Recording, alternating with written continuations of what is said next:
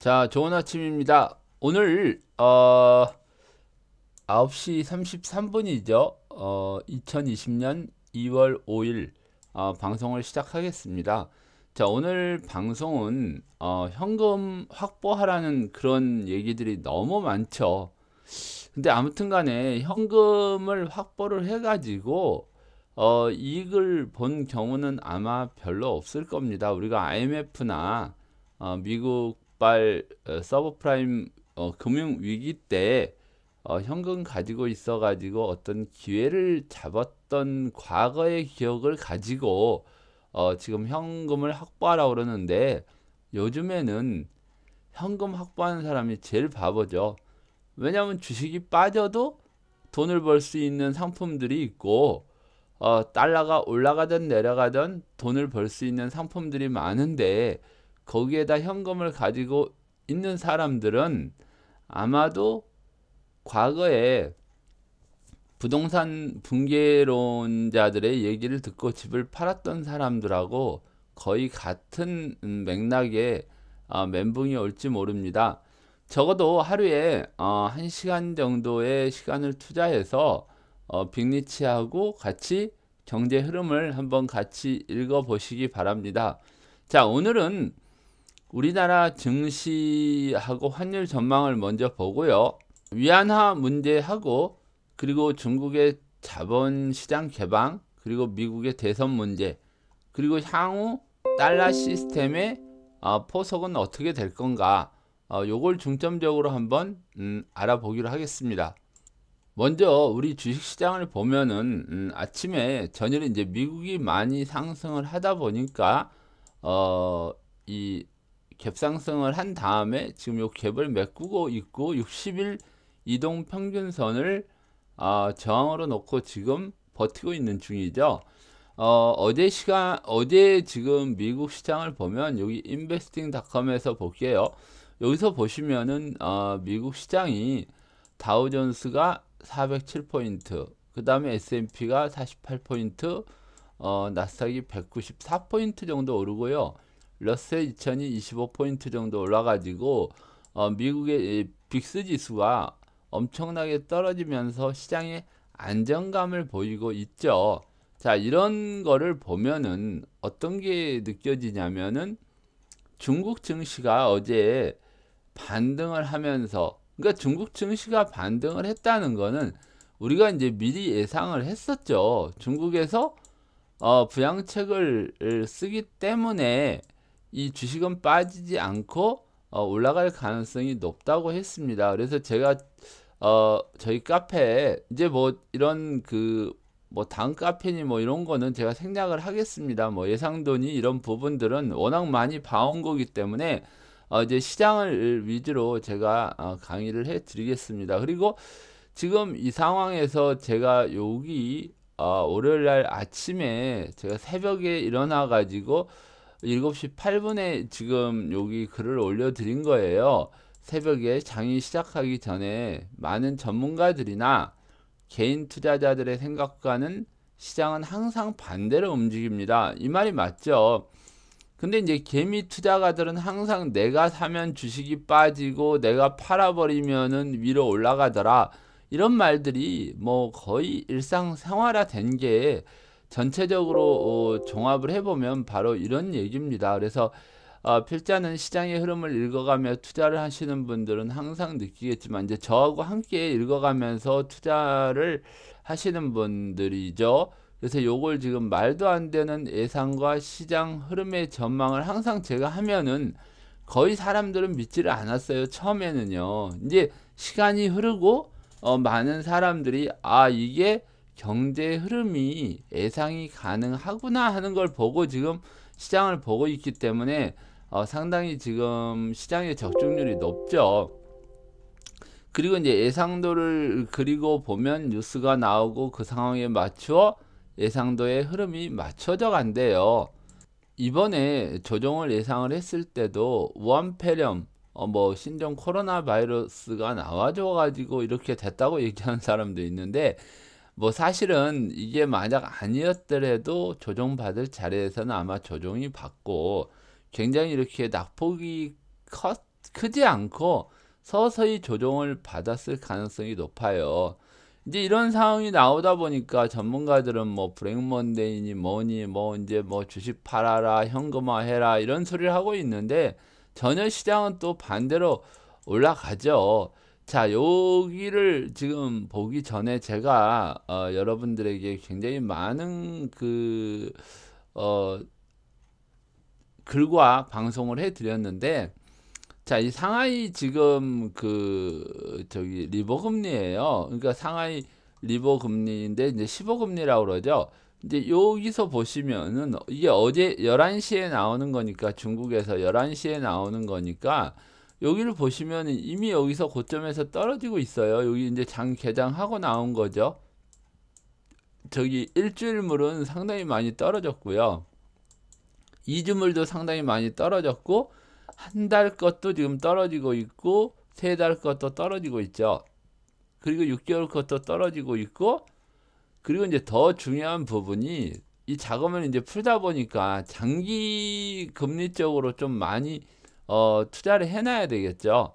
그래서 이렇게 보시면은 이미 은행 간의 15금리 장기 9월물하고 1월물은 이렇게 떨어져요. 자, 이렇게 되면 중국의 자금 문제 이 부분에 있어서는 어느 정도는 안정감을 갖게 되는 거죠. 아니, 투자하는 사람들이 바보가 아닌 이상 이런 상황을 제일 먼저 봐야 되는 게 아닐까요? 경제의 위기가 온다는 거는 금융 위기에서 보통은 다 비롯이 돼요. 근데 그 금융 위기가 오려고 그러면은 금융 시스템에서 문제가 생겨야 되는데 이 문제가 생기기 전에 중국에서 돈을 풀어가지고 이렇게 시중은행 간의 금리를 안정적으로 만든다는 거는 뭐 중국이 붕괴되고 무너진다는 거는 아직까지는 이걸로 봐서는 있을 수가 없는 일이죠. 오늘도 이게 뭐 좀 더 내려가 준다고 그러면은 이 단기 자금부터 내려가 준다 그러면 중국이 안정적으로 나올 수가 있겠죠. 지금 시간이 9시 42분이니까 이제 중국 장 시작하고 11시쯤에 이게 또 발표가 되니까 여러분들도 한번 요 중국의 15금리를 한번 확인을 한번 더 하시고요. 그 다음에 이제 제가 이어서 가겠습니다. 그래서 지금 저희 카페에 여기 지금 이 부분에서 이제 연결을 해서 가면 제가 7시에 써드린 게 이제 위안화 부분을 얘기를 했었죠. 자, 우리가 이제 지금 뭐 주가지수야 뭐 올라가서 지금 왔다 갔다 하는 눈치 보기가 나오니까 아마 중국 시장이 시작하기 전까지는 눈치 보기가 나올 거니까 일단 위안화 부분들을 한번 더 공부를 해보고 갑시다. 이것도 investing.com에서 이제 시황을 쓰기 전에 위안화가 올라가는 부분들을 얘기를 했었죠. 제가 이 위안화의 예상도를 그린 게 2014년도에 그려줬어요. 이거를. 그리고 최종 목표치를 8위안으로 볼 거다. 근데 꼭 이 8위안이 7.5에서 8위안 정도까지는 봐야 된다 하고 이 부분 그리고 8위안을 오버할 수도 있다. 상황에 따라서는 그렇게 예상을 했었어요. 그것도 2014년도에 정말로 이 위안화는 요번에 이제 뭐 무역 협상 1단계가 마무리되고 이제는 위안화 강세가 나오고 중국에 투자를 한다고 할 때도 제가 중국 투자는 말렸습니다. 왜? 이런 게 나올 거니까. 자, 이게 뭐 위안 폐렴 때문에 나온 일은 아니라고 봐야 되겠죠. 지금 중국에서 또 돈을 푸니까 당연히 위안화가 또 약세로 보이겠죠. 뭐 심지어 어떤 사람들은 헬리콥터 밴처럼 중국이 지금 돈을 그렇게 풀고 있다. 그러니까 지금 세상은 경제적인 문제가 생겼을 때는 돈을 풀어가지고 모든 걸 다 지금 해결할 수 있다고 생각을 하고 있어요. 자, 여기 2014년도에 제가 여러분들한테 이거를 그려드리고 2018년도에서 달러 강세가 나온다고 이 카페에 보시면 다 나와 있습니다. 그래서 이런 그림이 그려진다는 거는 정말로 처음에는 안 믿어요. 이때 제가 그런 그림 그려놓으면 미친놈 소리 당연히 들었겠죠. 그래서 이제 올라갔다 내려와서 여기서부터 본격적인 또 상승을 보이고, 이게 조정을 받고 아마 8위안이나 7.5위안 여기 근처, 심하면 8위안을 약간 오버하는 상황까지도 나올 수 있다는 거를 염두에 두고 시장을 한번 보시기 바랍니다. 그래서 지금 돈을 상당히 많이 푼다는 거는 이와 같은 맥락이고요. 지금 우한폐렴으로 중국이 위안폐렴으로 지금 수출입이 좀 많이 줄어들다 보니까 요번에 이제 미중 1단계 합의에서 1년에 2천억 달러의 그 물품을 사주기로 했었죠. 이제 이런 물품을 사다 보면은 가지고 있는 달러를 써야 되는데 이게 이제 상당히 조금 그 달러를 지금 이제 소비해 버릴 상황은 아니잖아요. 외환보유고가 줄어들면 또 위기감이 조성이 되니까 아마도 금을 팔아 가지고 달러를 충당할 가능성이 높다. 그래서 금도 가격이 일시적으로 하락할 거다라고까지 제가 한번 예상을 해드렸으니까 과연 이것도 한번 맞나 여러분들이 확인을 한번 해보시기 바랍니다. 자, 그리고 이 예상도는 정말 아주 오래전에 그린 거라고 여기서 얘기하고 있죠. 자, 그리고 쭉 가보면 이제 미국 달러 선물 달러 인덱스 부분을 지금 설명을 해 드리고 있고, 그리고 지금 요거는 이제 상해 지수를 보고 있는데, 이때 당시에 제가 분명히 무역 합의가 나오고 나서 중국 주식 빠질 거니까 이거는 지금 오늘 그 공부를 할 부분 중에 하나인데, 이 미국이나 외국 사람들이 중국에 투자를 하려고 그러면 이미 사실 이거는 거품에 좀 가까운 주가 지수예요. 부동산도 마찬가지고 지수도 마찬가지고, 이런 걸 지금 들어가는 것보다 좀 더 싸게 사는 게 훨씬 더 유리하지 않겠어요? 그래서 아무튼 간에 1분기 이쯤에서 이 우한폐렴이 마무리가 된다고 하면은 제 생각에는 또 한 번의 추가 조정이 나올 가능성도 있기 때문에 중국 주식에 투자하신 분들은 뭐 아리바바나 이런 무슨 큰 대형주들은 괜찮을 거다, 글로벌 기업들은 괜찮을 거다 하는데, 실질적으로 중국 본토에서 문제가 생기면 이런 것들도 싸질 수밖에는 없다는 걸 염두하고 시장에 한번 참여를 해보시기 바랍니다. 자, 그리고 이때 봤던 15금리죠. 월요일날 봤던 15금리인데 이런 것들이 지금 다 아래로 다 꺾였다는 거를 여러분들이 지금 방금 보셨고요. 그리고 우리나라 이제 이건 이제 달러죠. 원달러 환율도 사실은 이런 봉이 나오면 V자 하락이 나올 수 있는 봉이라고 제가 설명을 하고, 이 부분에 넘기는 힘든데 약간 넘었었다. 근데 이게 바로 내려올 수도 있지만 요것처럼 요런 식으로 내려와서 이걸 갖출 수가 있고요.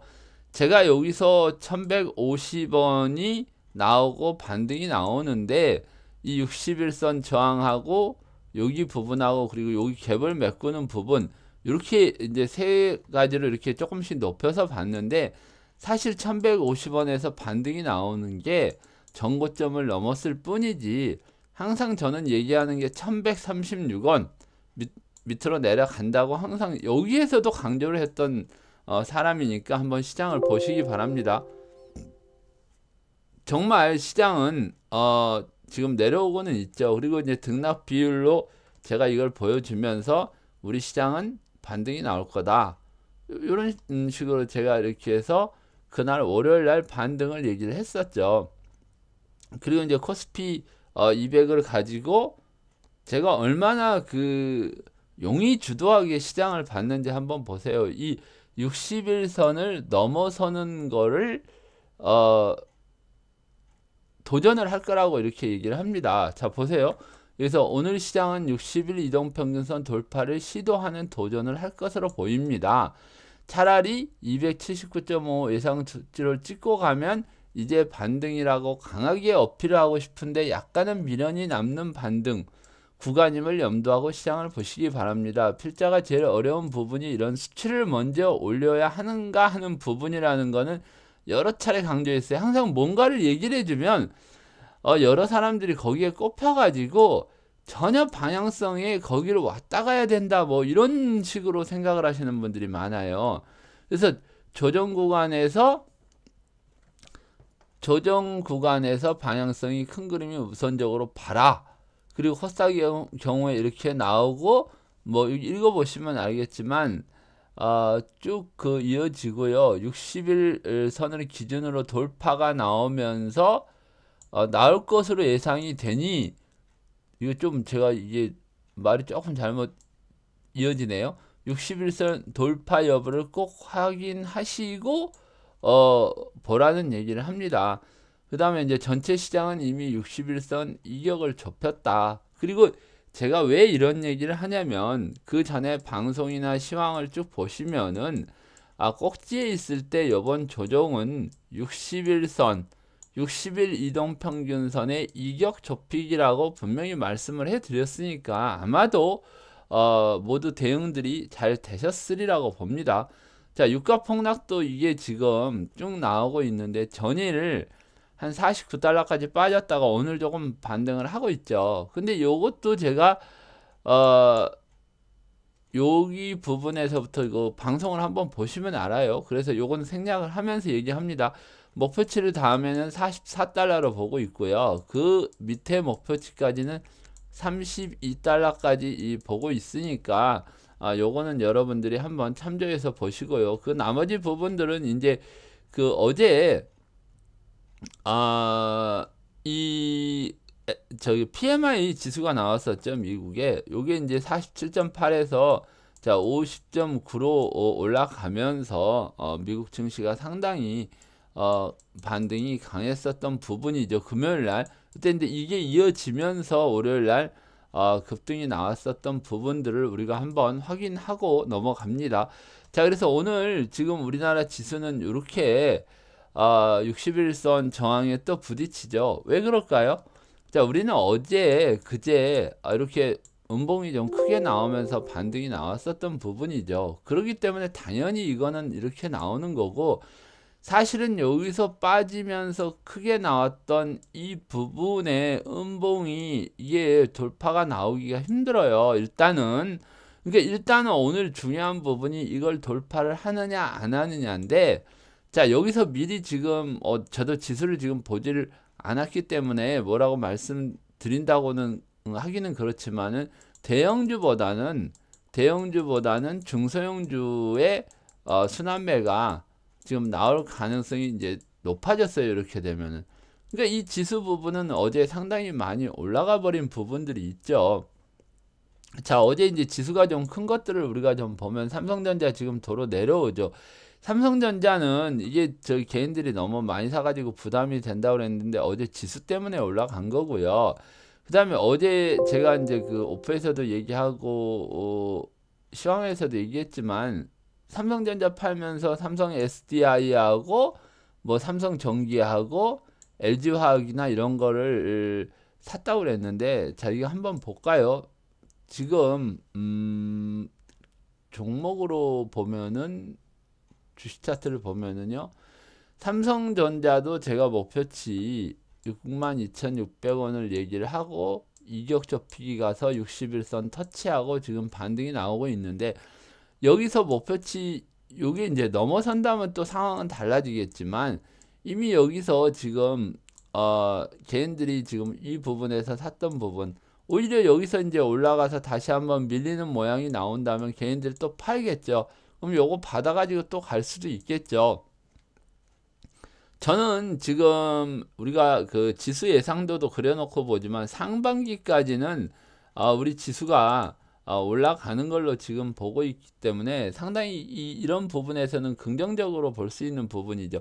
그럼 삼성전자가 쉰다 그래 가지고 다른 게 죽어버리면은 장이 죽겠지만은 삼성 SDI 같은 경우에는 어제 어마어마한 상승을 보여가지고 그리고 오늘 또 올라갔다 음봉이 나오고 있는 거죠. 자, 단기적으로 봐서 어제 이게 8.4%가 올라갔어요.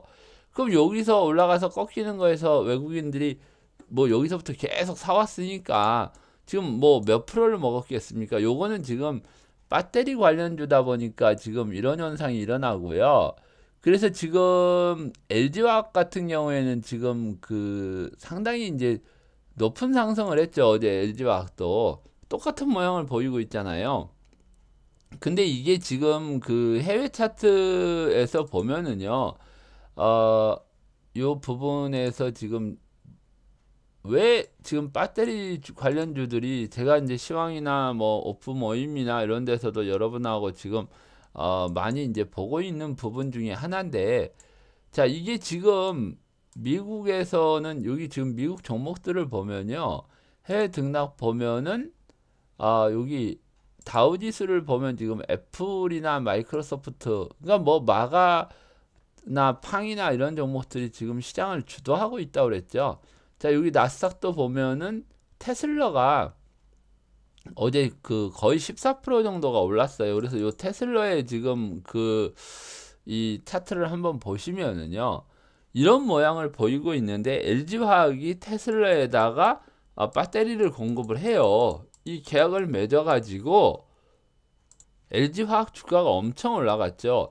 그리고 이 테슬라 주가를 보면 여기 부분에서 상당히 그 안 좋은 소리가 많이 나오고 과연 테슬라가 갈까 말까 해서 이게 여기서 이렇게 올라가다 보니까 여기서부터 시작해서 여기까지 여기가 제일 많이 공매도가 많았었던 부분이에요. 근데 이걸 그냥 이렇게 죽여버린 거죠. 그러니까 시장에는 참 묘한 거예요. 이 개인들이 공매도가 많았을 경우에는 보라는 듯이 이렇게 올라가지고 이격이 너무 벌어지죠.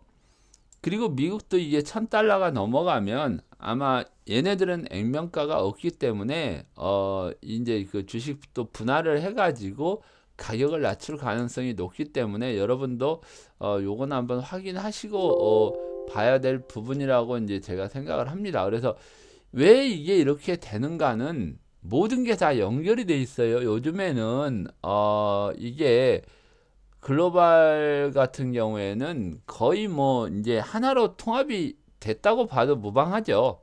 인터넷이나 뭐 금융도 온라인으로 모두 거래가 되기 때문에 뭐 하나의 움직입니다.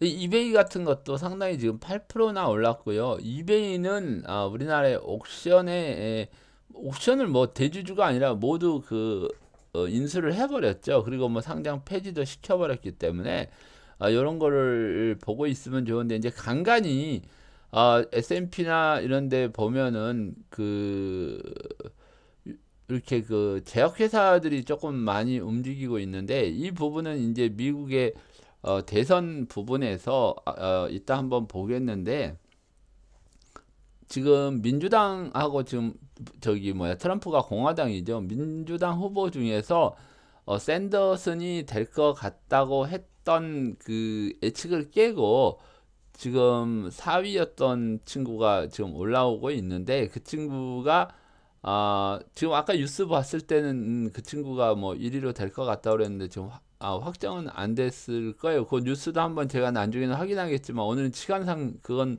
하고 그 친구가 이제 그쪽 제약 바이오 쪽에 약간의 관심이 많은 모양이니까 우리도 아마 순환매가 나오면 제약 바이오 쪽 순환매도 한번 가능하지 않을까 지금 하는 생각을 좀 한번 해봅니다. 그래서 지금 지수는 선물 차트 지수를 보면 계속 밀리는데요. 자, 그럼 이거를 어디를 기준으로 봐야 되는지 한번 보기로 합니다. 자, 목소리를 너무 크게 하면 제가 강의하다 보면 목소리가 갈라져서 오늘은 조금 작게 하는데 혹시라도 뭐 듣다가 소리가 작으시면 댓글이나 뭐 이런 걸로 달아주시고요. 볼륨을 조금 더 키워서 스피커 볼륨 조절하는 게 있으면 조금 키워서 보시기 바랍니다. 그래서 지금 요거는 5분봉으로 보기는 조금 무리수가 있고요. 30분봉으로 이렇게 보시면 이 장기 이평선이 481선하고 241선이 있는데 자 여기서는 한번 저항이 이렇게 올 수밖에 없어요. 그럼 향후에 이 상승의 연속을 보려면 요 481선이 돌파되는 부분을 보시고 뭐 크게 조정이 나오더라도 여기 60일이나 21선이 있는 부분까지 우리가 보고 매매를 하는 걸로 일단 보시기 바랍니다. 그래서 이걸 보면은요 지금 외국인이 선물을 6,400개나 매도를 해버리고 거래소는 2천억 정도를 사고 있죠. 그러니까 요게 어제 굉장히 주식을 많이 샀어요, 외국인들이. 그리고 미 달러도 지금 올라가는 쪽으로 지금 베팅을 하고 있는 부분입니다. 그래서 사실은 이 위클리 옵션이 나오면서 굉장히 수요일하고 목요일 부분에서 상당히 변동이 좀 심하게 나오는 부분이 있어요. 그래서 요 부분은 여러분들이, 그러니까 목요일에서, 지금 목요일에서 다음 목요일까지, 이 목요일까지 이렇게 이어지는 부분에 수요일이나 화요일에서 정리되는 부분도 있기 때문에 일주일 단위로 이렇게 좀 변곡이 나오는 것도 여러분들이 확인을 하시고요. 위클리 옵션은 마지막 주에는 없으니까 다음 주에는 기존의 옵션으로 이게 정돈이 됩니다. 그러니까 다음 주에는 또 변동성이 한번 또 나올 수도 있겠죠. 자, 여기 60일선이 이탈을 하죠. 이탈하면서 지금 갭을 메꾸는 거는 그다지 나쁘지를 않아요. 여기 갭이 지금 거의 메꿔지고 있죠. 아마 이 갭이 메꿔지는 이 부분이 아마도 이제 변동성이 조금 한번 나오고 외국인들의 선물 매수나 이런 부분들이 조절이 될 가능성도 높고요. 요것도 지금 박스권을 그려본다 그러면 여기 올라가서 꺾였던 이 부분 있죠. 요것만 사실 돌파를 하고 올라간다 그러면 위로 더 올라갈 가능성이 높기 때문에 오늘 움직임은 상당히 중요하겠죠. 자, 그래서 이 그 미달러를 한번 보고 넘어갈게요. 역시 얘도 지금 밑으로 내려왔다가 굉장히 지금 빠른 속도로 내려와서 이렇게 갈 가능성도 있죠. 이리 가던 저리 가던 여기서 만약에 더 올라가던 어떻게 가든 간에 저는 1136원은 분명히 찍으러 내려간다고 여러분들하고 시장을 보고 있습니다. 그렇기 때문에 여러분들이 달러 부분에 있어서는 뭐 특별하게 설명을 안 드려도 아실 거예요. 제가 계속 달러는, 그래서 5분봉으로 보고, 5분봉도 이렇게 보시면은 여기 481선 저항에 맞고 지금 올라갔다가 지금 이제 요거 깨고 내려오면서 1136원이 아마 확인될 겁니다. 그리고 30분 봉으로 봐도 자, 여기 이격이 상당히 멀리 벌어졌죠. 장기 입형하고 아마 여기까지는 일단은 내려오는 걸 목표로 한번 보시기 바라고요. 여기 60일 넘어서는 거나 요 21선 내려오는 부분, 요 부분에서 마주치면서 다시 밑으로 내려올 가능성이 높기 때문에요. 여러분들은 시장을 이렇게 보시기 바랍니다. 자, 그리고 이제 그 이어서 지금 한번 보시면요. 자, 위안화도 지금 그 아까 그 차트로 봤었죠. 근데 이제 위안화가 왜 향후에 환율 시장을 주도를 할 건지 생각을 해보시면요. 자, 우리가 1980년대에는 미국이 보호무역주의를 하면서 일본을 잡았어요. 그때는 엔화가 그 시장을 주도하는 부분에 엔화와 미국 달러의 관계를 우리가 많이 공부를 했듯이 지금은 미국이 지금 20년에는 보호무역주의를 실행을 하면서 중국의 위안화하고 지금 이제 문제를 만들고 있는 부분이기 때문에 지금 뭐 많은 전문가들이나 학자들도 환율 전쟁이 일어난다 이러면 미국 달러하고 지금 위안화하고 지금 일어나는 일 아닙니까? 그래서 이 앞으로는 이 향후의 환율 시장을 주도하는 데 있어서는 위안화의 변화가 상당히 클 거라고 예상을 하는데 지금 이제 빅리치라는 사람은 2014년부터 그림을 그려서 이렇게 올라갔다 지금 조정을 받고 다시 8위안까지 올라간다고 예상을 하기 때문에 요 부분이 이제 맞나 안 맞나를 보면서 우리가 시장을 흐름을 보면 되겠죠. 자, 이제 이게 지금 상반기에 위안화가 디지털화가 된다는 얘기가 나오고 있는데 과연 이 디지털화가 돼도 과연 달러를 이길 수 있는 그런 그 힘을 가질까요? 그러니까 일단은 디지털화가 한다는 거는 중국이 지금 내세우고 있는 게 뭐 부정부패나 도박이나 이런 그 어떤 기축통화에 대한 도전이 아닌 돈이 빠져나가거나 이상한 데로 흘러가는 자금 관리를 위해서 디지털화를 한다고 그러면 이거는 큰 의미는 없다는 거죠. 위안화가 시장에서 많이 퍼져가지고 사람들이 호응하는 화폐가 되어야지 달러 시스템을 이길 수 있는데, 자기들이 부정부패한 관리들을 관리하기 위해서, 돈이 빠져나가는 걸 관리하기 위해서 위안화를 디지털화 한다는 거는 별 의미가 없는 걸로 받아들여집니다. 그럼 위안화는 왜 절하로 갈 수밖에 없나? 그러니까 위안화 약세죠. 위로 올라가는 거로밖에 갈 수 없나를 한번 우리가 한번 보기로 합니다. 그래서 이 지금 해외 차트를 보시면요,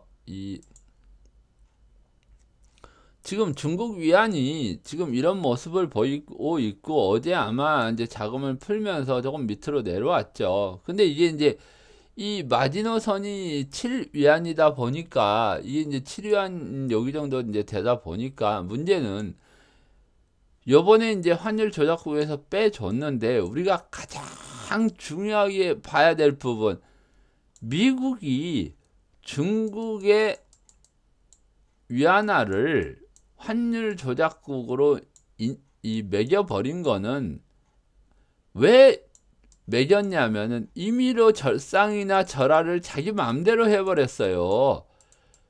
그러다 보니까는 중국 정부가 개입을 하지 말라라는 얘기지, 이게 올라간다고 해서 환율 조작국이라고 하는 거는 아니란 말이에요. 가장 중요한 거는. 그렇기 때문에 여기에서 지금 위안화를 저렇게 풀어대는데 위안화가 밑으로 내려간 거를 절하를 하는 거는 더 조작이지. 그러니까 이 부분이 원화가 절하가 되면은 이 수출하는 금액이나 이런 부분이 더 늘어날 수가 있잖아요. 1달러라 그러면 뭐 더블이 됐다 그러면 2달러를 벌어들일 수 있으니까, 이 부분에서 얘네들이 자꾸 절하를 시켜가지고 관세나 이런 부분하고 세이브를 지금 시키려고 하고 있는 부분이 좀 더 크거든요. 근데 무한폐렴이 나왔고 또 이런 부분에 의해서 자금을 풀고 위안화가 약세를 보이면은 미국이 관세를 매겨도 얘들이 벌어들이는 돈은 똔똔이 된다는 얘기예요. 그래서 위안화는 계속 절하가 될 가능성이 높은 거죠. 그래서 이 부분은 여러분들이 우리가 목표치를 그려놓고 이렇게 그림을 보고 있으니까, 큰 그림으로 보면 이게 합의나 우리가 생각했던 경제 논리하고는 다르게 위안화가 아마 8위안 쪽으로 가시는 거를 아마도 보게 될 겁니다. 그래서 이 부분에 있어서는 요 방송이 제가 길다 보니까 끊어서 듣는 분들도 있으니까 음악을 잠깐 듣고요, 이어서 하도록 하겠습니다.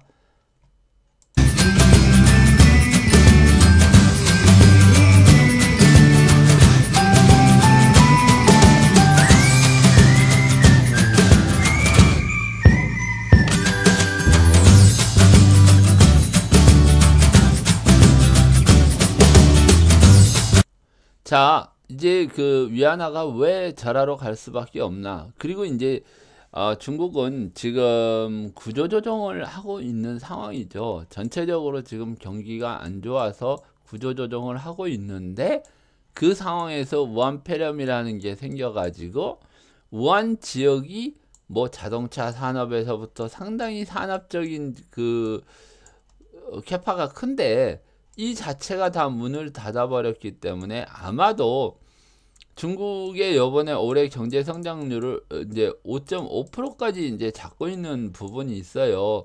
중국은 지금 6%를 지키려고 그렇게 노력을 하고 있는데 우한폐렴으로 5.5까지 줄어들어 버린다 그러면 시진핑 정부도 상당히 조금 비난을 받을 수도 있겠죠.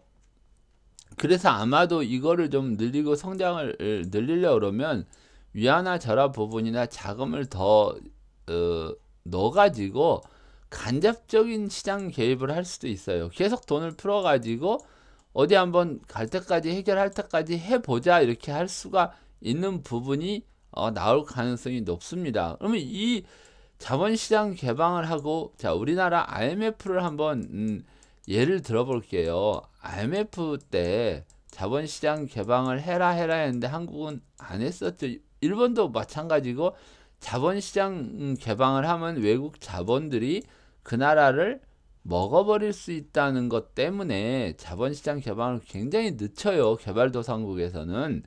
근데 IMF 때 가장 문제됐던 게 뭐냐면 우리가 외화를 가지고 외채를 가지고 경제를 일으킨 나라가 아니었다면 아무런 문제가 없었죠. 근데 이제 만기가 가까워져 왔을 때 채권 외국의 빚을 진 외채가 가까워져 왔을 때 이 IMF가 터졌다는 거예요. 그러니까 이게 뭐냐면 이거 채권을 만기 연장을 안 해줘 버리니까 대한민국이란 나라는 개박살이 났고 그거를 다 주워 먹었다는 얘기죠.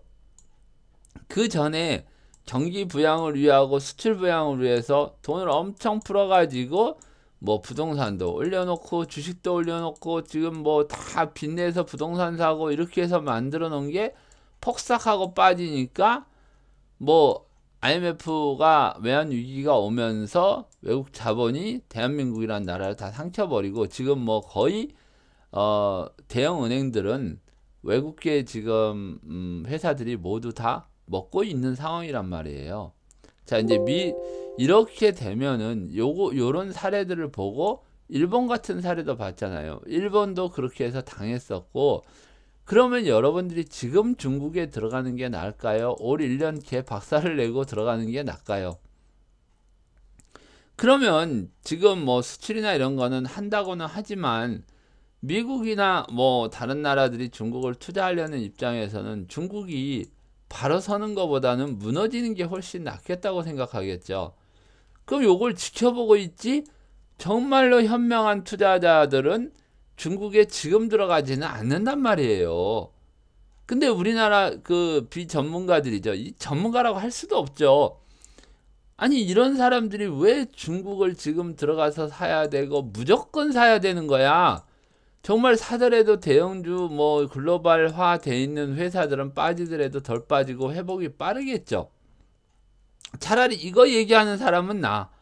근데 무조건 중국에 투자해라. 위안화도 이제 강세로 간다. 이 완전 요번에 작살난 거 아니에요. 오히려 이런 거는 진짜 현금화 하라고 하는 사람보다도 더 나빠요. 뭘 안다고 그런 얘기를 해가지고 지금 이런 상황을 만들어 놓느냐는 얘기죠.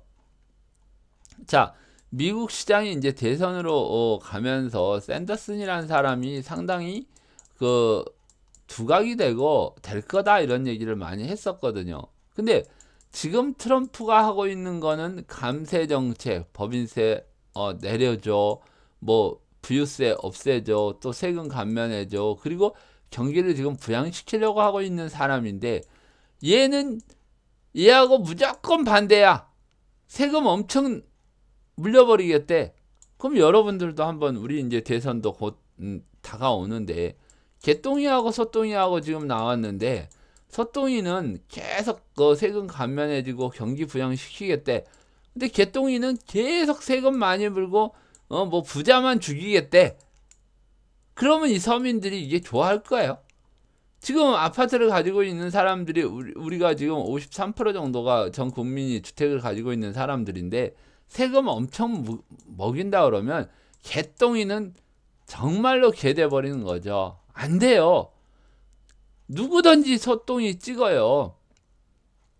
아니 사기꾼이 했던 뭐 했던 경기만 살린다면 뭐 내 집값만 올려준다면 다 여기 찍어요. 뭐 그런 경험도 있었죠. 우리나라도. 나중에 죽던 말던 얘 개똥이는 개를 만들어버리는 게 우리 현실이거든요. 자, 그럼 미국 시장의 대선이 샌더슨이 그런 식으로 정책을 내세우는데 일반 사람들은 그냥 좋아 좋아 이러지.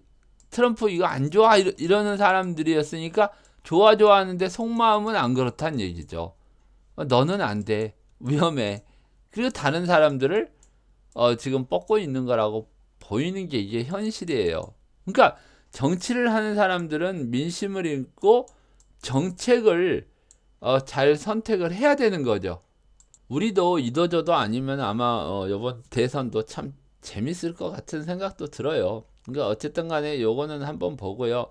자, 그래서 이 전망과 이 시장을 보면 한국 시장하고 또 디커플링도 나올 수도 있는 가능성도 있어요. 왜냐면 미국 시장은 지금 나스닥은 전고점을 넘었는데 S&P나 뭐 다른 부분들은 지금 못 넘고 있죠. 근데 나스닥은 지금 신성장주들이죠. 지금 뭐 팡이 됐건 뭐 마가가 됐건 이런 부분들은 AI하고 지금 관련돼서 지금 그 붐이 일어나고 있는 상황이고, 뭐 전기차 같은 것도 지금 붐이 일어나고 있는 상황인데, 모두 이걸 합해서 우리는 이제 신성장주라고 부르고 있죠. 이런 부분이기 때문에 나스닥이, 어제도 제가 그 시황에서 써드렸던 부분들이, 나스닥이 굉장히 이제 앞으로 중요한 열쇠가 될 수 있다.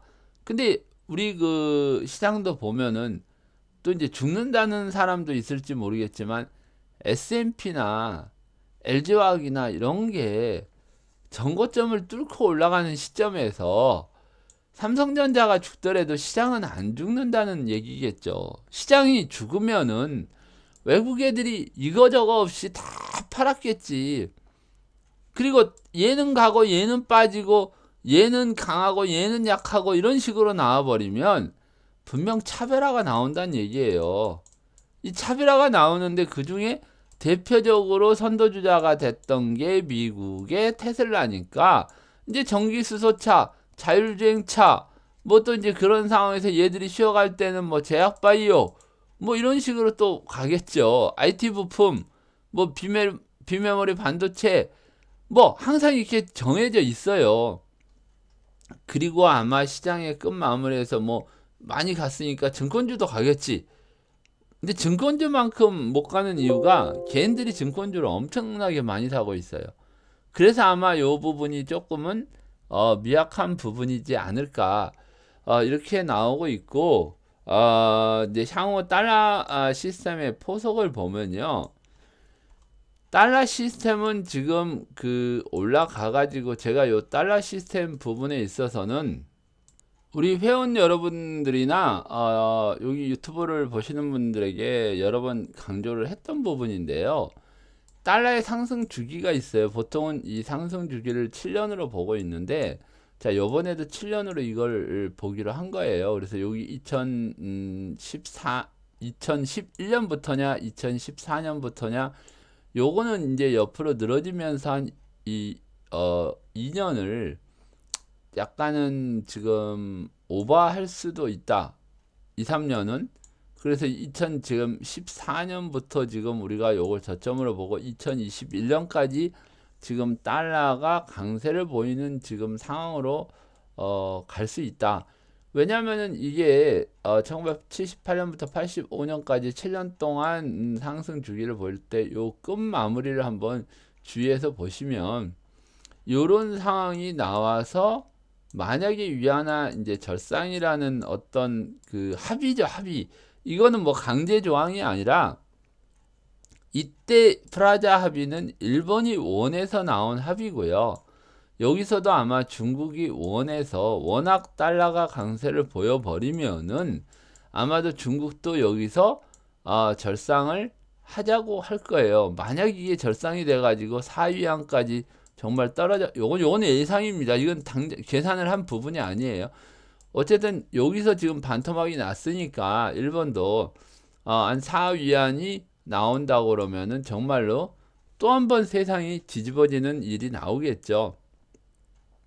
그래서 1978년부터 85년, 그 1995년부터 이 1995년은 이 프라자 합의 이후에 달러가 뭐 강세를 전혀 보이지 않자 여기서 85년도에 역프라자 합의로 인위적으로 달러를 올린 거예요. 자, 여러분들이 이 세상을 아는 거하고 모르는 거하고는 엄청 다르죠. 자, 이때는 프라자 합의라는 걸 통해 가지고 환율이 이렇게 떨어졌지만은, 역프라자 합의를 해 가지고 이렇게 환율이 올라가서 7년 주기라는 것만 알았다 그러면 사실 아무런 투자를 안 하고 달러 투자만 했어도 엄청난 돈을 벌 수 있는 거죠. 세상은 아는 만큼 보인다고 그랬어요. 자, 아까 얘기했던 테슬라 같은 종목 있죠? 요 며칠 사이에 이렇게 올랐었잖아요. 우리나라에도 종목에 대한 옵션은 만들어 놨어요. 삼성전자나 이런 옵션에 대해서 만들어 놨는데, 미국은 종목에 대해서 옵션 거래를 해요. 옵션 거래를 하는데, 이 옵션에서 1000배의 수익이 나왔어요. 며칠 사이에. 1000%도 아니고 1000배. 1000배의 수익이 나왔다는 거는 정말 1원을 투자했으면 1000원이 되는 거고, 10원을 투자했으면 10,000원이 되는 상황까지 왔다는 얘기죠. 아니, 우리가 지금 얘기하는 빅쇼트만 그 해가지고 밑에다가 걸어가지고 돈을 버는 게 아니라, 종목에다도 이렇게 옵션으로 투자를 해가지고 돈을 벌 수 있다니까요. 그러니까 제가 이제 오늘은 이제 마무리 부분을 제가 이렇게 빨리 한 이유 중에 하나가 뭐냐면은, 자, 그러니까 달러 이 주기를 마무리 지을게요. 어쨌든 달러는 2021년까지 강세를 보입니다. 요거는 나중에 한번 시간이 되면서 계속 그 달러가 강세를 보이는 이유를 설명하면서 왜 강세로 갈 수밖에 없는지, 위안화가 지금 약세를 보이고, 그리고 저는 이 달러 강세 부분에 대해서 방송을 뒤로 보시면 알겠지만 한 8가지 정도의 달러 강세 이유를 얘기를 했던 부분이니까, 오늘 이걸 한번 더 거론을 하는 거는 달러 시스템의 방향성에 있어서는 아직 바뀌지 않았다. 계속 2021년까지 달러 강세가 나올 거다. 지금 이렇게 지금 시장을 여러분들이 보시면 되겠고요. 지금 이제 우리 카페를 다시 한번 돌아가서 보면은요, 제가 이제 여기 보시면 이제 대화형, 지금 제가 대화형 카페 게시글이 있는데요. 제가 이제 이 카페를 쌍방향으로 운영하기 위해서 질문을 받는 부분이 있어요. 자, 여기서 질문을 하신 분이, 여기 이제 질문 내용에 보면은 단기적으로 원화 강세 1달러당 1200원에서 1135원, 1136원인데 이번에 이제 35원으로 쓰셨는데, 전망하는 상황에서 적절한 투자 상품이 뭘까요? 자, 이거는 단순하게 이렇게 딱 본다 그러면 인버스를 사는 게 맞겠죠. 달러 인버스를 사는 게 맞는데, 조금 더 수익을 올리려면 레버리지를 사는 게 이제 더 효율적으로 높겠죠. 꼭지라고 봤으면. 근데 이제 왜 제가 이런 얘기를 하냐면은요, 여기 이제 이분도 환율은 달러 대상으로 비교하니까 달러 약세에 베팅한다, ETF 달러 인버스에 투자한다, 이런 방식이 맞는 건가요? 맞아요. 원달러 인버스에 해야 되겠죠. 여기 이제 뭐 미국 인버스 사오면 달러 인덱스를 할 수도 있으니까 이거는 아니고, 그러니까 ETF 우리나라 원달러 인버스를 사는 게 맞고, ETF 달러 인버스가 원하고만 연동되지 않고 달러 인덱스하고 연동이 돼서 투자 가치가 없거나, 이 달러 인덱스가 따로 있고요. 우리나라 지금 ETF에서는 원달러로 투자를 하셔야 돼요. 그리고 여기서 이제 이 보통은 왜 제가 지금 이거를 말씀을 드리냐면은요, 보통은 이제 투자를 하시는 분들이 이런 상품에 대한 특성이나 이런 것도 모르고 무조건 투자를 하시는 분들이 계세요. 주식도 마찬가지예요. 증권 방송 보고 유튜브 보고 실질적으로 주식 종목이나 상품 어떤 종목을 투자하는 데 있어서는 누구 말을 듣고 사는 거지 자기가 이걸 평가해서 사는 사람들은 거의 없어요. 자, 달러가 지금 강세를 보인다고 하는데, 그 중에서 지금 원화가 일시적인 강세가 보인다고 한다. 좋다 그러면 앞으로 달러가 강세가 보이면 뭘 어떻게 해야 되느냐? 항상 사람들은 이거 먼저 생각을 해요. 자, 주가가 떨어진다, 집값이 떨어진다. 그러면 항상, 그러면 나는 뭐를 해야 될 건가? 현금 확보해 가지고 이거를 보고 있다가 떨어지면 이걸 사야 되는 건가? 이거는 과거 얘기란 말이에요. 과거. 지금은 만약에 이 떨어진 게 확신이 든다 그러면 인버스라는 상품을 살 수가 있잖아요. 그리고 부동산이 올라간다 그러면 리츠라는 상품을 살 수도 있는 거고, 이런 식으로 지금 세상이 바뀌고 있는데, 아니 현금을 가지고 있어서 물가는 계속 올라가고 원화 가치는 떨어지는데 이 현금을 가지고 있는 사람들이 제일 멍청한 짓이라니까요. 저하고 지금 같이 투자하시는 분들은 부동산이 바닥일 때 과감하게 부동산이 바닥이라고 얘기를 했고 어떻게 투자를 해야 되는 방법까지, 그러니까 사실은 이런 걸 뭐 자랑은 하면 안 되지만 갭 투자하는 방법까지도 제가 이 직접적으로 사라하고 뭐 그냥 마이크 대고 얘기는 안 했지만은 간접적으로 제가 많이 제시를 해드렸어요. 근데 정말로 많이 올라갔고 요번에 오프에 이제 갔더니 내가 저기 우리 회원분 그 별빛조아라는 분이 친구한테 얘기했더니 친구가 그렇게 해서 도곡 렉스를 샀다 팔았대요. 어쨌든 간에 이런 부분에 있어서 좋은 결과가 나오면은 얼마나 좋아요. 그리고 지금 봐보세요. 근데 내가 봐서는 부동산이 바닥인데 남들은 다 현금 확보하라고 난리를 쳐. 그 주가도 지금 올라가고 있고 2020년에는 일시적인 조정을 받는다 그러면 얼마든지 내가 투자할 상품에다 투자를 하면 되는데 현금 확보를 하라고 그래. 이거는 정말 미친 사람들이 미친 짓 하는 거죠. 아니 이 사람들은 무슨 책임을 지려고 이런 얘기를 하느냐 이거죠. 경제의 흐름을 읽어가지고 내가 뭔가가 이상하다 그러면 당연히 현금 확보를 하든지 반대 방향으로 투자를 하든지 해야 되는 거지, 굳이 지금은 현금을 갖고 있어가지고는 득이 될 게 없다는 거죠. 근데 이 부동산 붕괴론자들은 지금 얼굴도 지금 못 들고 다닐 거 아니에요. 근데 그런 사람들이 또 유튜브 방송에 이게 아니 돈이 어마어마하게 풀려가지고 자산 가치가 상승하고 위험자산이 선호가 될 시대가 오는데 현금 확보하래. 그리고 2020년도는 제가 낭떠러지를 건너가는 이렇게 그림을 그려드린 적이 있죠. 저 사진을 보이고 2020년도는 이렇게 될 거다. 정말 잘못했을 경우에는 낭떠러지 떨어질 수도 있지만은 요것만 건너가면 탄탄대로가 나올 거다. 그래서 2020년은 상당히 골머리가 아픈 상황이고, 그래서 제가 요번에 오프를 해드리면서도 2020년도는 상당히 고민스러운 한 해가 될 거라고 얘기를 했어요.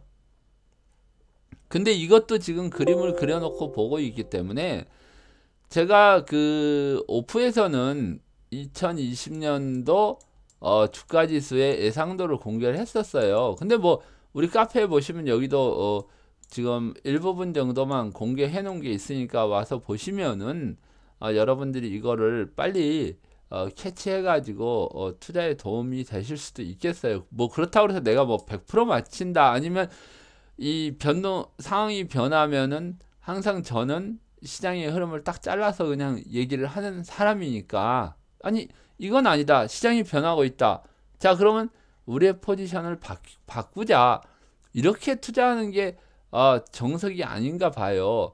그러니까 여기서도 몇 번 얘기했지만은 불확실성 해소가 나오기 전까지는 미국이 이제 사돈 남발한데 이런 얘기를 하는데, 미국도 지금 독감으로 8,200명이 죽고 막 이런 상황인데 정말 중국 사람만 더러운 거야. 옛날부터 막 야생동물 먹었는데 왜 올해 병원균이 생겨가지고 그것 때문이야.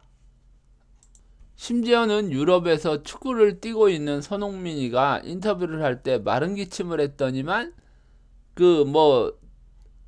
토트넘의 선수들이 다 이제 죽었다, 니들이 이제 죽었다, 뭐 명복을 빈다, 이런 얘기까지 하는 민족적 약간 좀 인종차별을 하는 부분들까지 나오는 게 지금 현실이잖아요.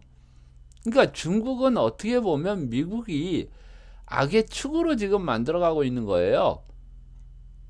이게 진짜로 이 혐오감을 느끼고 정말 중국에 대한 적대감을 갖고, 예를 들어서 중국이 망가지면 정말 신나고 자본이 들어갈 때 이제 한꺼번에 우르르 몰려 들어가 버리면은, 근데 이제 중국 입장에서도 지금 완전 자본시장 개방이 안 됐기 때문에 계속 돈을 풀 수밖에 없고, 모자라는 달러는 아마 제 생각인데 금을 팔아서 그 메꿀 확률이 높기 때문에요. 지금 제가 금은 예상대로 다시 한번 그려드린다고 그랬는데 낙폭이 좀 커가죠. 이 61선 이제 밑으로 뚫고 내려오면 아마 여기까지는 내려올지도 몰라요. 그 이유 중에 제일 큰 게 중국이 금을 팔 거라고 저는 예상을 했어요. 이거 아주 오래전에 여기서 떨어질 때부터 얘기를 했거든요. 예상할 때. 그러니까 여기까지 올라가고 여기서 떨어질 때 여기 정도부터 예상을 했어요. 향후에 금 가격이 고점을 치고 떨어질 때는 나중에 이 목표치를 채우는 이유가 중국이 금을 팔아서 채울 거다 그랬으니까 한번 봅시다. 이게 이제 그렇게 되는지 안 되는지는 보는데, 항상 나무집 살림도 어떤 살림인지를 보고 우리 집 살림도 어떤 살림인지를 보고 우리가 투자를 해야 된다는 거죠. 자, 그리고 이제 여기서 보시면은 WTI도 보죠. 자, 여기 어제 49.31달러까지 떨어졌어요. 어제 반등이 상당히 크게 나왔었죠. 이건 러시아하고 사우디하고 감산을 뭐 100만 배럴 이상 하겠다. 근데 이게 이 주도를 하는 놈들이 거의 미국에서 활동을 하는 애들이기 때문에 러시아하고 사우디하고 감산을 100만 배럴 한다 그러면 이란의 제재를 풀 수 있고 다른 데 제재를 풀 수 있고, 지금 오펙이라는 데가 이게 이제 끝나가죠. 오펙이 거의 막 탈퇴해버리고 막 이러잖아요. 여기에다가 이제 베네수엘라도 이거 저기 뭐야 경제 제재 풀어버리고 막 이런 식으로 해버리면 이 100만 배럴은 아무것도 아니에요. 그렇기 때문에 이미 방향성을 밑으로 잡았기 때문에 얘는 반등이 나오더라도, 근데 이게 지금 이렇게 가파르게 내려왔다는 거는 향후에 이 어디서 빠지는 일부러 이런 부분들, 이렇게 가파르게 빠지는 부분들하고 일치해서 내려올 수도 있어요. 그러니까 여기서도 지금 계속 올라가다 이거는 78달러에서 이렇게 떨어졌잖아요. 여기서도 이렇게 떨어질 수 있다니까요. 전체적으로 봐가지고. 왜 그러냐면은 이런 상황이 나올 때는 왜 이런 상황이 나왔다고 생각을 하세요, 여러분들이? 여기 지금 패턴도 비슷해요. 올라가다가 한 번 꺾여, 두 번 꺾여, 세 번 꺾였는데 여기도 올라가다가 한 번 꺾여, 두 번 꺾여, 세 번 꺾이는 이런 패턴이 나오잖아요. 자, 왜 이런 상황이 나오냐면은 이 올라가는 거는 분명히 요 밑에서 매집을 해서 여기서 다 털어먹은 거야. 그리고 하방으로 포지션 잡고 이렇게 때려버린 거고, 여기서 끝내고 다시 반등을 해서 여기서 먹은 거고, 컴퓨터가. 자, 그러면 여기서도 봐봐요. 여기서 올라갔다가 여기서 다 털고 이렇게 이제 포지션 구축하고, 여기서 지금 매도 쪽으로 지금 포지션을 구축해 놓고 뺀다 그러면 당연히 이 정도 32달러까지도 빠지지. 이런 모양으로 본다 그러면 정말로 하방에다 걸어놓은 사람들은 1년 2년 보고 아예 그냥 여기다가 그냥 뭐 이렇게 투자를 하면은 뭐 오르든 말든 신경 안 써버렸으면은 이거는 돈이 된다는 얘기죠.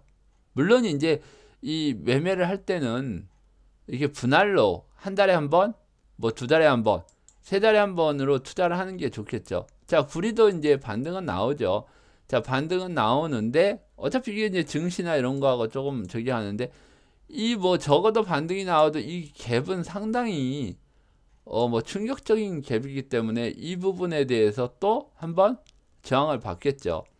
자, 이제 구리도 받고 금도 받고 그 다음에 뭐 이제 곡물들도 이제 많이 빠졌겠죠. 당연히 빠졌는데 이런 부분들도 이런 박스권 저항에서 지금 조정이 나오고 있고, 어느 정도 조정이 나온다면 3월이나 4월 정도 1분기 정도까지는 충분히 우리가 시장을 예상을 해보고 지금 지켜볼 수 있는 부분이니까 이렇게 보기로 합시다. 그러면 요거는 뭐 이렇게 보고요. 그 다음에 이제 달러인덱스 같은 경우에는 계속 이 강세를 보이고 있죠. 당연히 이제 아까 위안화하고 달러하고 이 경쟁이기 때문에 달러는 이제 강세로 가는데, 여기서 바로 올라가는 것보다 우리 그 원달러나 다른 통화들이 한번 강세를 보이고 이 달러인덱스도 밑으로 지금 내려올 가능성이 높아요. 이 고점을 안 넘고. 왜 그러냐면은 제가 이 원달러 부분은 상당히 그 여러 번 그 좀 강하게 강조를 했어요. 지금 우리 증시 좀 더 밀리고 있죠. 자, 원달러 부분은 지금 강하게 얘기했던 게, 제가 이 부분에 대해서 계속 예상도를 안 봐도 되겠죠. 이제 예상도 하도 많이 봐서 지겨우시죠. 그래서 이 부분에서 내려올 때, 올라갈 때, 내려갈 때 그 이유들을 다 설명을 했고요. 자, 여기서 지금 박스권이 이제 만들어진 부분이니까 이 박스권이 넘기도 하고 내려가기도 하고, 이제 이 박스권이 만들어지는 것도 상당히 재밌어요. 자, 왜 그러냐면 여기서 제가 이 박스를 그렸을 때, 이렇게 그렸을 때 있죠. 이 좀 재밌는 부분인데, 여기서 제가 약간 여기로 한번 이렇게 넘어가 볼게요. 이렇게 넘어가 보면 이 박스권이 이런 패턴으로 지금 가고 있죠. 이런 패턴으로 가고 있다는 거는 올라가도 지금 이렇게 내려가는, 여기까지 내려왔다 이런 식으로 지금 흘러가면은 차트를 보는 사람들은 워낙 강세로 봐요. 근데 이때 당시에도 워낙 강세를 안 본 사람이 이제 저죠. 아, 이게 박스권 설정을 해 놓고 제가 여기서 워낙 강세 나온다고 하고, 저기 뭐야, 여기 이제 달러 강세죠. 달러 강세 나온다 그러고 여기서 박스권이 나올 거다 하고 한동안 조용을 해버렸더니 엄청 박스권이 길어지는 거죠. 그리고 나서 계속 그래도 이제 달러 상승이라고, 달러 강세라고 얘기를 했던 부분인데, 여기서 이제 본격적으로 달러 강세가 이렇게 나와 버리는 거죠. 우리나라 이제 원화가 위로 올라가는 게 달러 강세예요. 내려오는 게 약세고. 그래서 이제 이 부분이 지금 내려오고 조정을 받는 구간이지, 달러 강세가 멈춘 거는 아니에요. 그래서 제가 여기서부터 달러 강세다 하고 이렇게 얘기를 해놨더니 조정 나올 때마다 뭔 소리냐 했던 부분 중에 하나고요. 그래서 이 달러 이 부분은 제가 아까도 아침에 설명을 드렸듯이 이렇게 갈 수도 있다고, 여기 부분처럼 갈 수 있다고 얘기를 한 게, 포지션 설정이 아직 안 됐다. 그리고 내가 그 아까 얘기했던 부분 중에서 여기서 좀 아쉬운 게 279.5를 찍고 갔으면 저것도 원달러 환율도 급락이 나온다고 내가 강력하게 얘기를 했을 거라는 얘기죠. 여기서도 279.5를 완전히 찍었다 그러면 아, 이거 돌파 나올 수도 있고 307까지는 간다예요. 근데 이게 요번에 이제 내려와서 다시 가는 부분은 여기 갭을 메꾸는 부분이니까 304까지는 목표치로 놓고 봐야 되고요. 오히려 제가 여기서 279.5를 찍고 2월 6일쯤에서 반등이 나왔다 그러면 참 좋았을 거란 얘기를 했어요. 근데 어찌됐건 간에 이틀 정도 앞당겨 가지고 변곡점이 나왔는데, 여기서는 잠깐 쉬었다가 이제 방향성 모색에서 2월 6일날 확실히 방향성이 나와준다 그러면은 이 갭을 매끄러 가고 304를 목표로 놓고, 그 다음에 이제 307 목표, 정말 또 더 강세가 나온다면 315까지도 볼 수 있는 부분이다. 이렇게 이제 놓고 시장을 봐야 돼요. 그러니까 이게 혹시라도 파생이나 지수를 가지고 투자를 하시는 분들은 이런 이제 그 지수나 선물, 그러니까 지수라는 거는 인버스나 레버리지를 얘기하는 거고, 선물은 이런 코스피 200 선물 지수를 얘기하는 거, 선물 갖고 투자하는 사람, 요 사람들은 이렇게 방향성을 봐야 돼요. 이렇게 방향성을 보고 투자를 해야 되는데, 제가 이 9월 달부터 이 8월 저점 찍고 9월 달부터 상승이 나온다고 그랬으면 그냥 레버리지 사가지고 그냥 쭉 갔으면은 엄청 수익을 받겠죠. 그리고 조정이 나올 때쯤, 조정이 나온다고 얘기했을 때는 상당폭 지금 하락이 나오고 다시 반등이 나온다고 그랬는데, 반등은 저는 279.5를 찍었었으면 참 좋았겠다는 얘기를 하는 거예요. 근데 이게 딱 한 틱이 지금 모자라서 올라갔기 때문에 완성을 했다고도 볼 수 있나 하는 의문이 좀 이제 든다고는 했었죠. 제가 시황에서도. 그러니까 요 부분만 조금 그 염두하시고 보시는데, 아까 얘기했다시피 5분 봉에 여기 이제 저항 부분까지도 보고 30분 봉을 보면은 요걸 돌파하는 순간 아, 이제 다시 상승으로 올라가는구나, 이렇게 보시고 시장을 보시기 바랍니다. 지금 자, 끝으로 우리 시장을 이렇게 보시면요. 지금 이제 그 코스피를 시장으로 보시면 이 붉은 게 상승이고 녹색이 하락이에요. 아침에는 대부분 다 그 빨간 종목 붉은색 쪽으로 왔었는데 오늘도 은행도 좀 강한 편이죠. 근데 이게 이렇게 보시면 좀 헷갈려요. 그래서 시가총액으로 이렇게 보시면 지수를 보려면 시가총액으로 봐야 되겠죠. 전기전자 부분, 그 다음에 화학 부분. 이거 안 봐도 뭔지 알겠죠? 제가 봐서는 이거 SK이노베이션일 가능성이 높아요. 제가 일단 보여드릴게요. 나중에. 왜 그러냐면 삼성 SDI, LG화학, 그 다음에 SK이노베이션이 배터리 3인방이거든. 근데 한번 봅시다. 이거 맞을걸? 그렇죠. SK이노베이션이죠. 그 다음에 이제 여기 보시면 뭐 나머지들은 저기 하는데 LG화학은 어제 그제 많이 올라서 지금 이렇게 된 거죠. 그리고 여기서도 이제 삼성전자가 제일 클 거고 나머지 SDI나 그 다음에 삼성전기, LG전자, SK하이닉스, 그 다음에 뭐 삼성전기나 이제 이런 부분들이 여기에 이제 뒤따를 거라고 보고 있는데 삼성전기도 오늘 좀 많이 좀 밀리네요. 2,000원 정도 좀 밀리고 있죠. 그 다음에 이제 화학들이 이렇게 지금 움직이고 있고 금융업도 조금씩은 좀 움직이고 있는 부분이 보이고요. 자, 코스닥을 한번 보시면 자, 제약바이오가 지금 제일 크잖아요. 코스피 150에 들어있는 게 이 제약바이오, 그리고 이 기계장비, 화학이나 IT 부품, 요거는 지금 기계장비나 IT 부품주들이 여기 합해지다 보니까 여기 지금 그게 제일 커요. 그래서 코스피 500은 순환매가 나오면서 제약바이오가 많이 올라줘야지 코스피 150 지수가 많이 올라가면서 코스피 150 레버리지나 이런 부분들이 조금 많이 움직일 수 있는 부분이죠.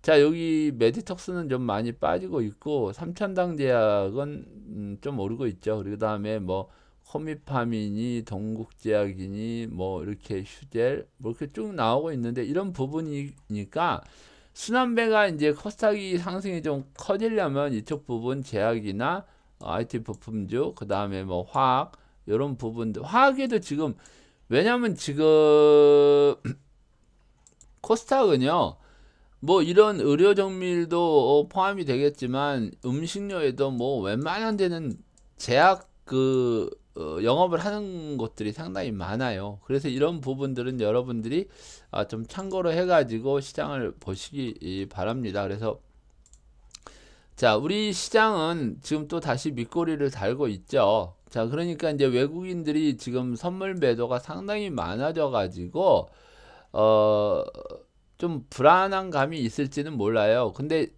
저기 뭐야, 주식은 또 이렇게 사고 있죠. 주식은 사고 선물은 팔고 또 미국 달러도 엄청 사버리면 위로 올라간다는 얘기잖아요. 자, 요게 이제 수급이 좀 바뀔 가능성이 상당히 높아요. 그래서 이게 왜 그러냐면 아마도 내일 조금 변동성이 나올 수도 있어요. 왜 그러냐면 목요일이잖아요. 위클리 아마 정리를 하려고 그러면 제가 봐서는 여기서 팔고 여기서 이만큼 올렸으니까 올라갈 가능성이 상당히 높아요. 그래서 내일 또 약간의 변동성이 나오는데 여기 오늘 이렇게 되면 상당히 싸게 사겠죠. 그래서 이 부분을 좀 싸게 사가지고 내일 한번 수익을 챙기는 상황이 나올 수도 있고요. 자, 우리가 여러 가지 지금 종목을 가지고 투자를 하고 정리를 이제 해봅니다. 여러 가지 종목을 가지고 투자를 하고 예전부터 무슨 가치 투자니 뭐니 해가지고 굉장히 어렵게 지금 여기까지 왔는데요. 자, 예전에 투자하고 시대가 지금 굉장히 많이 바뀌어가기 때문에 뭐 굴뚝주들이 이게 보면 언젠가는 가겠지. 당연히 가요. 자산 가치가 뭐 있고 수익이 꾸준히 나는 거면 주식이 뭐 엄청 올라가 가지고 뭐 한 3,000포인트 가면 당연히 따라가겠죠. 근데 이미 시대는 바뀌어 가지고 AI 관련이나 신성장주나 뭐 이제 제약바이오도 신성장주에 들어갑니다. 이런 것들이 지금 계속 시장을 주도하고 있고 신성장주엔 배터리주도 있죠.